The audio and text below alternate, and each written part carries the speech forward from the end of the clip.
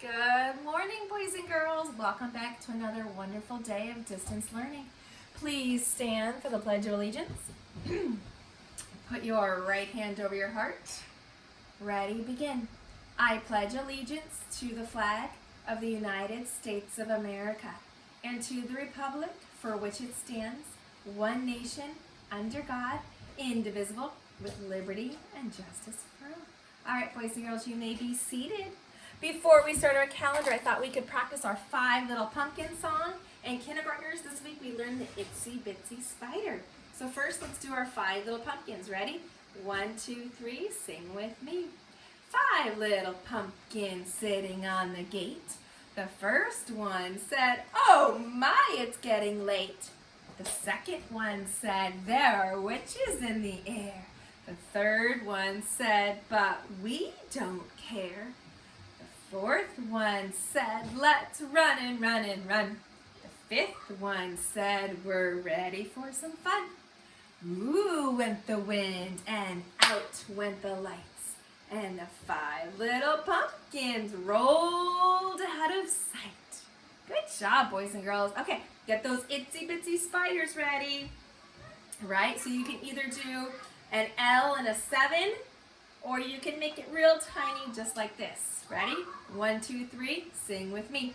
The itsy bitsy spider went up the water spout. Down came the rain and washed the spider out. Out came the sun and dried up all the rain.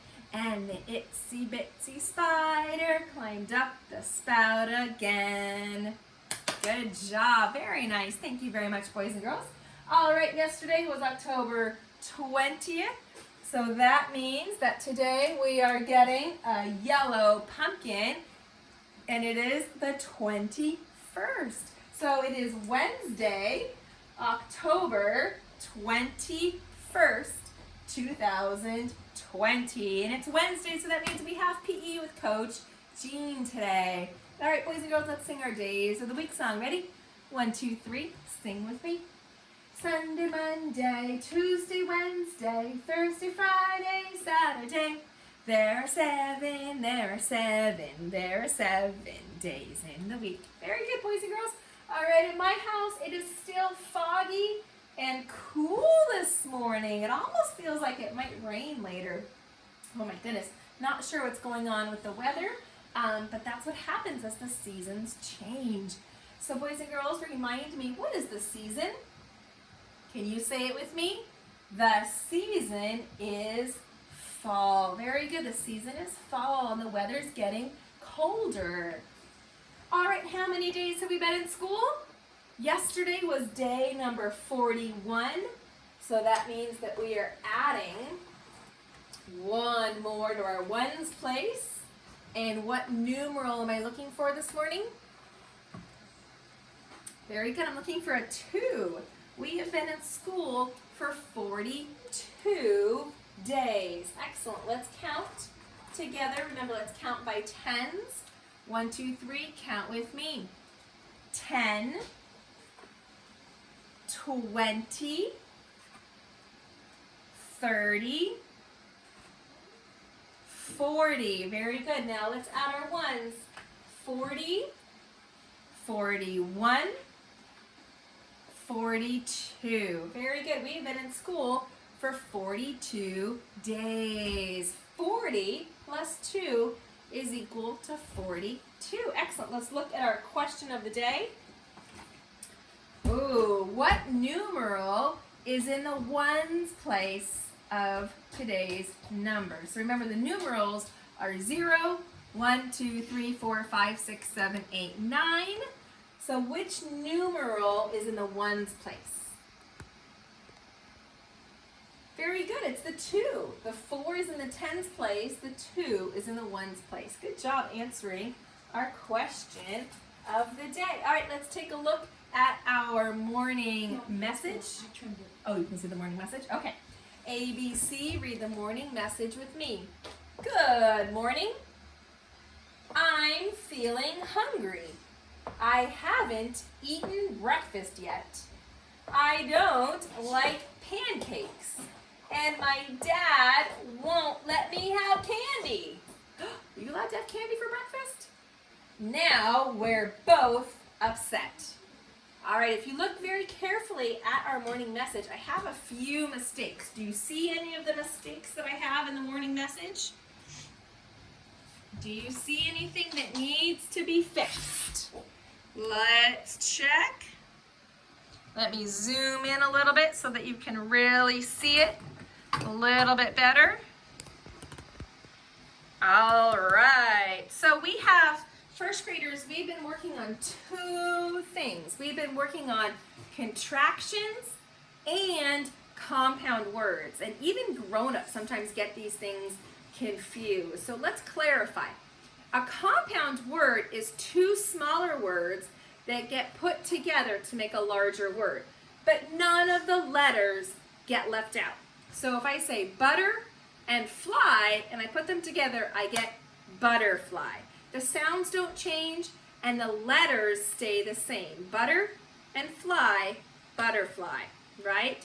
Dog, house, doghouse. Foot, ball, football. We've been practicing those. Those are compound words. This week, we started to review contractions. Contractions are two words and they're often use a verb. And when you squish them together, some of the letters fall out. And so we need an apostrophe to take the place of the letters that are missing. Often, there's letters that even get changed too. So contractions are much more confusing. And for some reason, they're only in English, okay? So let's read our sentences again and check for contractions and compound words. Let's see. Good morning. I'm. What's missing from this contraction? I'm. An apostrophe, right? So if you have a whiteboard or in the chat bar, can you write down the two words that make up the contraction I'm? What two words would make up the contraction I'm? Very good. I am. Excellent. I'm not sure if I can find. I'm looking for my whiteboard so that I can show you. So the contraction, I'm, is made up of the two words, I am. And that becomes I'm. Very good. Do you see anything else? I haven't. Haven't is another contraction, and it's missing the apostrophe. So have is spelled correctly, but not is missing the O. So I'm going to put the apostrophe where the O should go. What two words make up the contraction haven't? Do you know? I'm going to write them down. You should write them down too. Let's see if our answers match. Did you write have not? Those are the two words that get squished together to make the contraction haven't. I haven't eaten breakfast.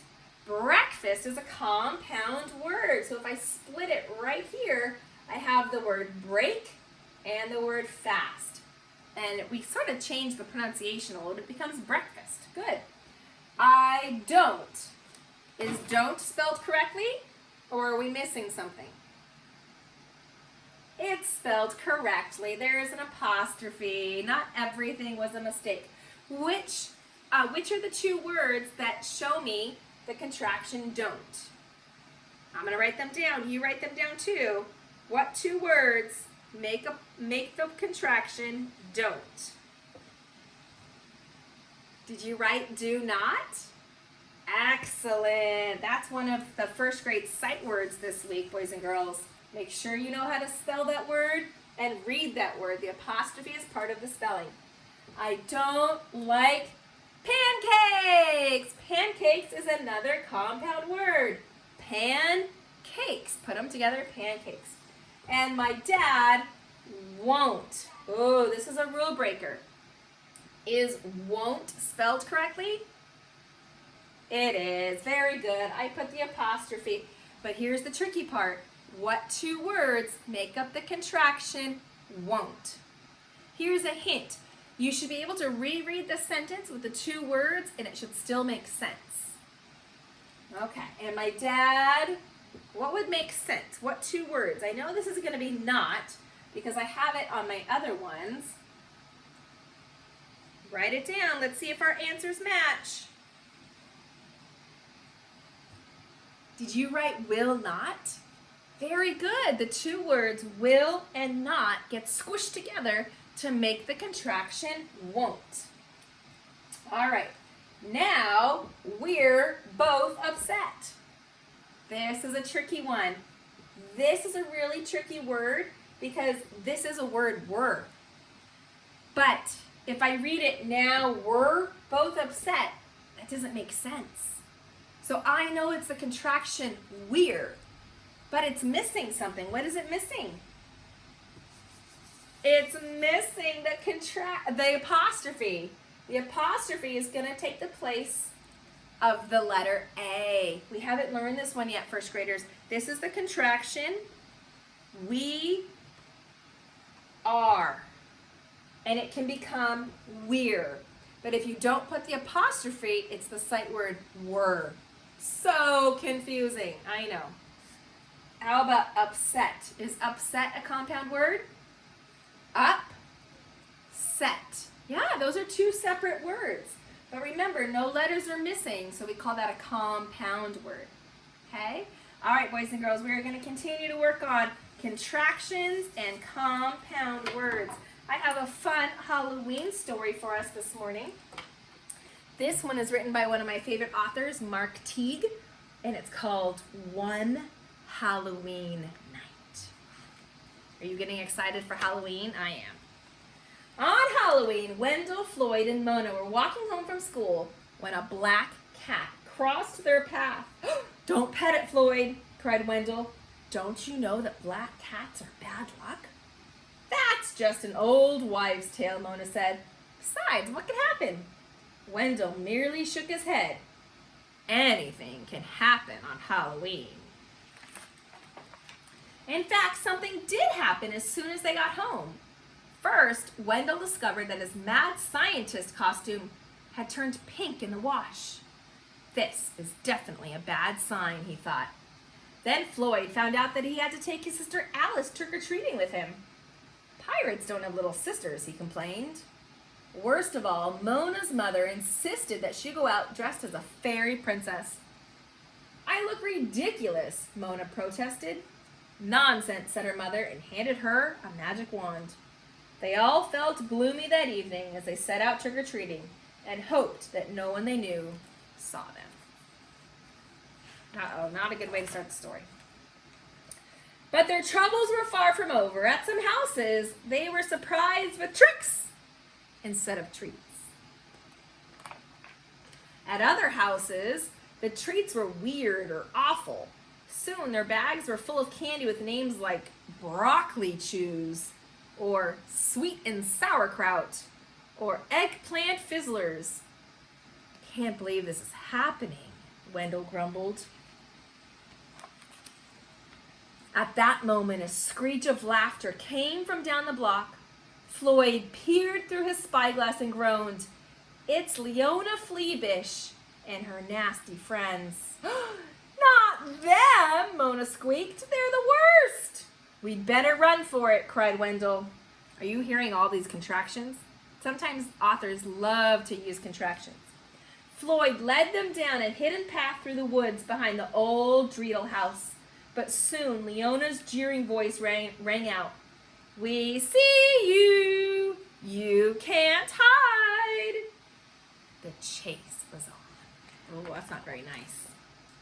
Finally, out of breath, they tried to slip behind some trash cans at the narrow end of the alley. But Floyd ducked a moment too late, and Alice's rabbit ears gave them away. Leona squealed with delight. "Yo ho ho, I see something funny. It's Pirate Floyd and his baby bunny." The witches roared with laughter and slapped each other on the back. Oh, hurts my heart when when friends are so mean to each other. Floyd winced, but as he drew his saber, his face lit up with a pirate's grin.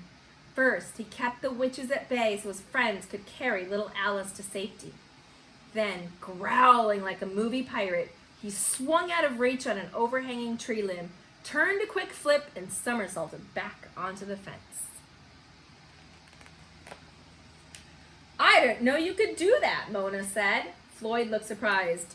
"Neither did I." "Come on," shouted Wendell. "They're right behind us." They ran until they found themselves in an even stranger part of town. "It's pretty creepy around here," muttered Floyd. Wendell suggested that they hide in the graveyard, but Mona scoffed. "Got to be kidding!" "No, it's perfect. They'll never follow us into a place like this."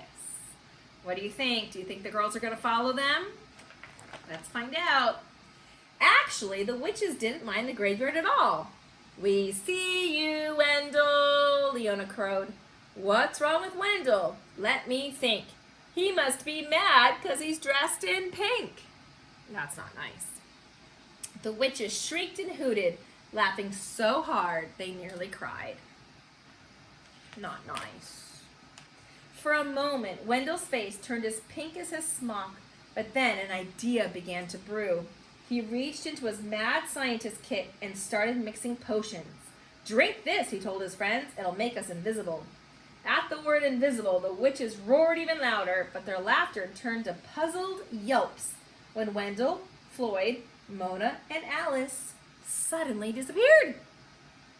Oh, interesting.